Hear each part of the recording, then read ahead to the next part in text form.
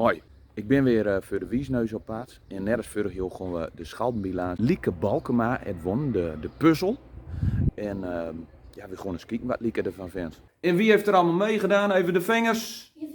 Maar er is er maar één die gewonnen heeft. En dat is een verrassing. Lieke! Dat had je niet verwacht, of wel? Nee. Pak de tas uit. Alsjeblieft.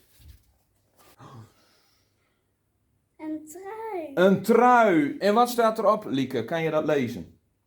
Kom minder. Een pet. Ah. Hey. Laat even zien aan de camera. Deze camera. Hou je wel van drop?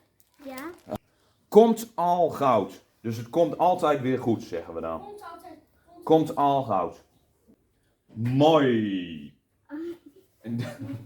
En wat was mooi nogmaals? Dat betekent dat je houdt. Vertel nog even in de kamer. Vond je een leuke prijs? Ja. Lieke, gefeliciteerd. Applaus.